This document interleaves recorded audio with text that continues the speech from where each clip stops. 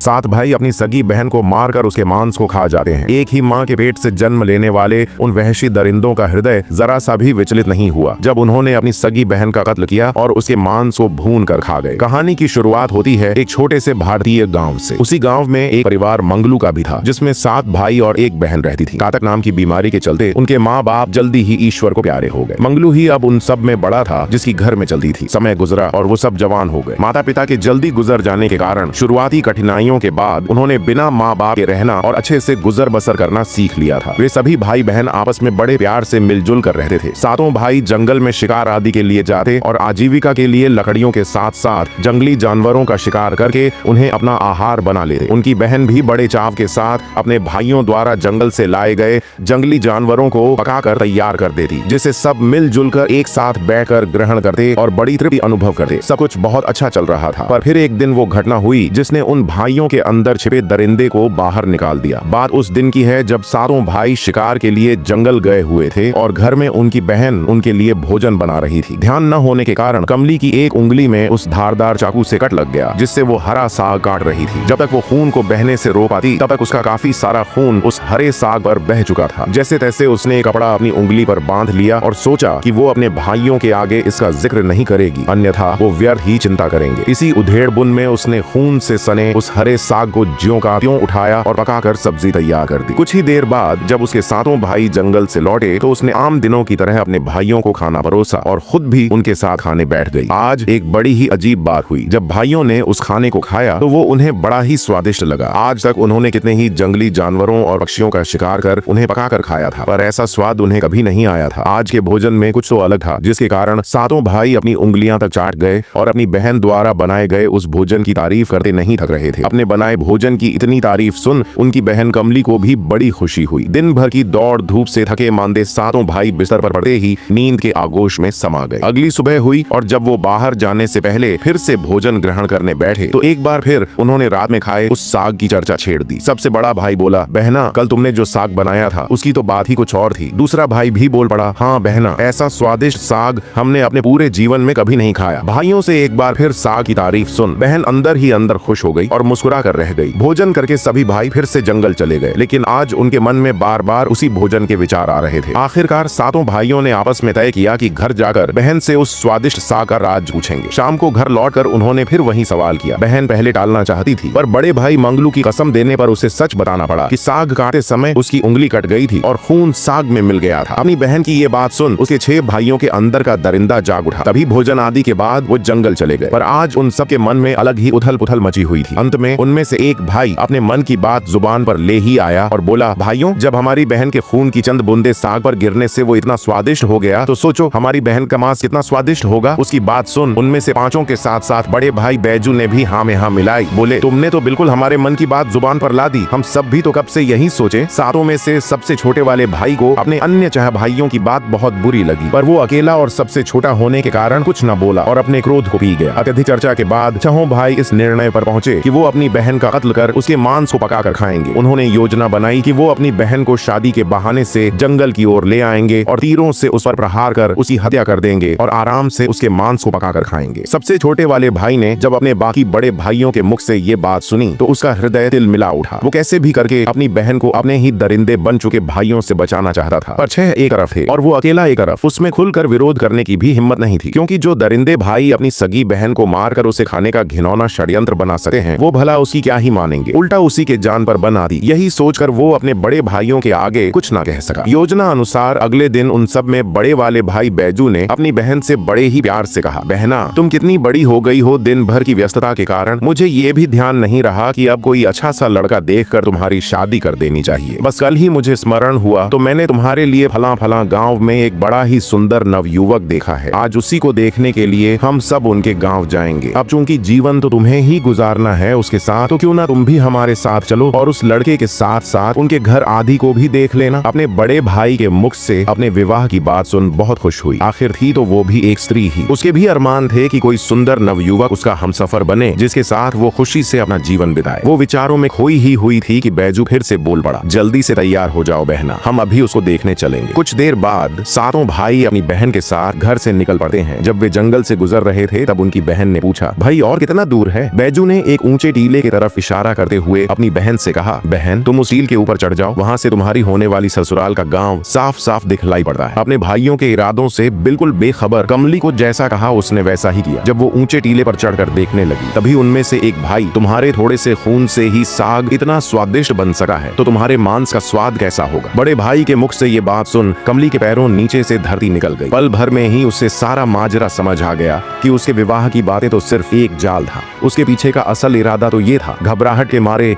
वो थर थर कांपती हुई बोली, ये तुम सब क्या कर रहे हो? क्या तुम भूल गए कि मैं तुम्हारी सगी बहन हूँ? अरे जालिमो, उस ऊपर वाले से तो डरो। पर उन दरिंदे बन चुके भाइयों पर अपनी बहन की बातों का कोई असर न हुआ। छोटा भाई भी ये सब देखकर विचलित हो रहा था, पर उन छहों के आगे बोलने की हिम्मत नहीं थी। अपने भाइयों के चेहरे पर दरिंदगी देख कमली को समझ आ गया कि उसके दरिंदे बन चुके भाई आज उसे छोड़ने वाले नहीं है। वो बेचारी भगवान से प्रार्थना करने लगी, हे ऊपर वाले, अब तो केवल तुम ही हो जो मुझे मेरे इन हैवान बन चुके भाइयों से बचा सके हो। वो आंखें बंद कर कांपती थरथराती आवाज में एक सांस भगवान के आगे अपनी सुरक्षा की दुहाई कर रही थी। बड़े भाई ने अपने दूसरे भाइयों को इशारा किया कि वो तीर कमान से बहन के ऊपर निशाना लगाए। आदेश पाकर मंझले भाई ने जब अपनी बहन पर निशाना साधते हुए तीर चलाया तो उसका तीर बिना उसकी बहन को स्पर्श किए बगल से निकल गया। इस प्रकार बड़े और छोटे भाई को छोड़कर अन्य ने भी निशाना साधा, पर उन सबका तीर भी बहन को स्पर्श किए बिना काफी दूर से निकल गया। बड़ा भाई हैरान था कि इतना अचूक निशाना होते हुए भी आज उसका तीर चूक कैसे गया। अब उसने सबसे छोटे वाले भाई को तीर चलाने का हुक्म दिया, पर छोटे भाई ने ऐसा करने से मना कर दिया। तब बड़ा भाई बोला, हम शुरू से ही तुम्हें देखे आ रहे हैं, तुम हमारे इस कृत्य से जरा भी खुश नहीं लग रहे। अगर तुम निशाना नहीं साधोगे अथवा तुम्हारा तीर बहन को नहीं लगा तो हम तुम्हें भी इसके साथ ही मार देंगे। उसने प्रार्थना की कि हे भगवान, इसका तीर सही निशाने पर लग जाए। बड़े भाइयों के डर से छोटा भाई आगे आया और अपने कांपते हाथों से न चाहते हुए भी आंखें बंद करके तीर अपनी बहन की तरफ छोड़ दिया। उसका तीर सीधा उसकी बहन की छाती को भेदते हुए आर पार हो गया और कुछ क्षणों में ही उसकी बहन के प्राण पखेरु उड़ गए। दुष्ट भाइयों ने अपनी बहन के शव को उतारा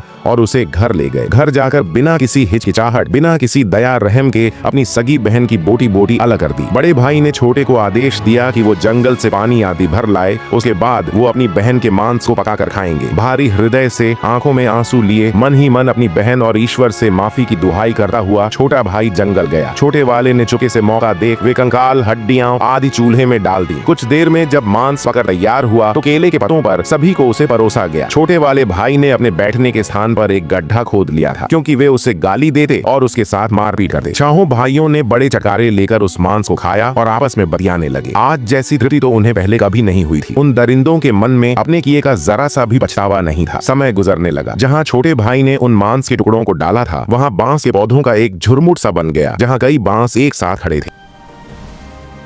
कुछ सालों बाद एक संत वहां से गुजर रहा था। जब उसने बांस के पेड़ों का वह झुरमुट देखा तो उनकी आड़ में मूत्र विसर्जन के लिए रुक गया। जैसे ही वह बांसों के झुरमुट के अंदर गया उसे तेज तेज आवाजें आने लगी। हे संत, इस स्थान को अपवित्र मत कर। बार बार आती उस आवाज से साधु चौंक गया और वहां से हट गया। उसने विचार किया कि अवश्य ही ये बांस के पेड़ अन्य पेड़ों से अलग हैं। इनमें कुछ बात जरूर है। ऐसा सोचकर साधु ने उन बांसों से एक बांसुरी तैयार करवा ली। अब साधु जब भी गांवों में भिक्षा मांगने जाता बांसुरी बजाता। साधु के दिन बड़े आराम से करने लगे। ऐसे ही समय गुजरता गया। एक दिन साधु घूमते घूमते फिर से उसी गांव में जा पहुंचा जहां वे 7 भाई रहते थे। जब साधु बड़े भाई के घर के आगे पहुंचा और बांसुरी बजाने लगा तो एक विचित्र बात हुई। उस बांसुरी से मधुर धुन की जगह आज दर्द और गुस्से से भरी आवाज निकली। यही है दुश्मन। इस दुश्मन के घर मत बजोरे बांसुरी, इसी ने मेरा कत्ल किया, दया प्रेम सब छोड़कर। ये सुनकर बड़े भाई को अपनी पोल खुलने का भय हुआ। वह अपनी पत्नी से बोला, जल्दी से इस साधु को भिक्षा देकर यहाँ से रवाना करो। पति के इस व्यवहार को देख उसकी पत्नी हैरान थी, फिर भी उसने वैसा ही किया। साधु इसके बाद अन्य भाइयों के घर पहुंचा। जैसे ही बांसुरी बजाई वही आवाज दोहराई गई, मत बजो रे बांसुरी, यही है मेरे कातिल। यह सुनकर अन्य भाइयों के भी पसीने छूट गए और उन्होंने भी साधु को जल्दी विदा कर दिया। अंत में साधु सबसे छोटे भाई के घर पहुंचा। जैसे ही उसने बांसुरी को होठों से लगाया